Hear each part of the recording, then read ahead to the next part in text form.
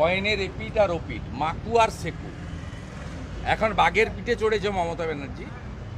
তিনি যখন 19 সালে তদানীন্তন কেন্দ্রীয় রাষ্ট্রমন্ত্রী, আজকে তৃণমূলের মন্ত্রী বাবুল সুপ্রিয় যখন অ্যাটাক হন, তখন জগদীপ ধনখড়জি আজকের রাষ্ট্রপতি, উপরাষ্ট্রপতি, তখন রাজ্যপাল, তাকে কেন্দ্রীয় বাহিনী নিয়ে গিয়ে উদ্ধার করতে হয়।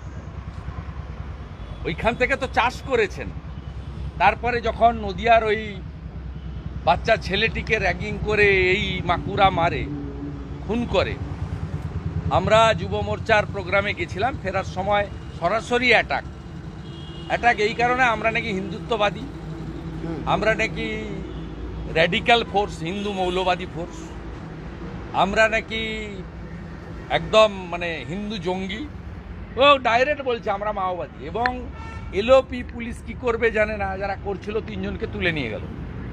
ওখানে তন্ময় বলে একটা প্রফেসর আছে, ও এই সেকু মাকু, সামিরুল আছে, এরা সব এই সেকু মাকুদের সঙ্গে মমতা ব্যানার্জির লিয়াজও করেন। মমতা ব্যানার্জি ফোন করে বললেন এবং বিনীত গোয়েল রাত্রিবেলা ছেড়ে দিল। শুভেন্দুবাবু, যারা আক্রমণ করলো, অবাক হবেন, আমার এফআইআর কে ইমপ্লিমেন্ট না করে আমার বিরুদ্ধে হাইকোর্টে গিয়ে ঘুরেছিলেন ওসি যাদবপুর। অতএব সৃষ্টি করেছেন, বুঝুন। আমরা এই দুটোকেই তুলে ফেলব। তথাকথিত সেকুলার মুসলিম লীগ 2 মমতা ব্যানার্জি আর এই মাকু টুকড়ে টুকড়ে গ্যাং, এ আজাদি ঝুটা হয়, স্বাধীনতা দিবস পালন করে না, প্রজাতন্ত্র দিবস পালন করে না, জাতীয় সঙ্গীত গায় না।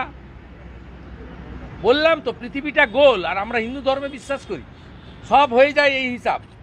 কেন্দ্রের মন্ত্রী 19 সালে করেছিলেন, 23 সালে করেছিলেন বিরোধী দলনেতার সঙ্গে, 25 সালে আপনাদের সঙ্গে হচ্ছে। শুভেন্দুবাবু, যে সংগঠনের সদস্যরা আপনার ওপর হামলা চালিয়েছিল, RSF, রেভলিউশনারি স্টুডেন্টস ফ্রন্ট, টুকরে টুকরে গ্যাং, তাদেরই এক কর্মী সে শিক্ষামন্ত্রীর গাড়ির সামনে পড়ে আক্রান্ত হয়েছে।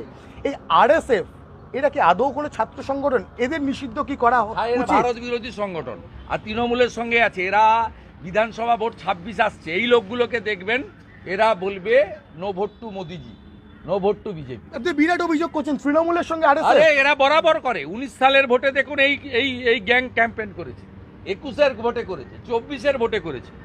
ওরা কাকে ভোট দেবে বলবে না, একটা লাইন শুধু বলবে নো ভোট টু মোদিজি, নো ভোট টু বিজেপি। শুভেন্দুবাবু, আপনার আমার সাধারণ মানুষের ট্যাক্সের টাকায় যাদবপুর বিশ্ববিদ্যালয় ক্যাম্পাসে পড়ে এই মাওবাদীরা, দেশদ্রোহীরা, টুকরে টুকরে গ্যাংয়ের সদস্যরা আর কতদিন বেঁচে থাকবে? কেন যাদবপুর বিশ্ববিদ্যালয় ক্যাম্পাস বন্ধ হবে না?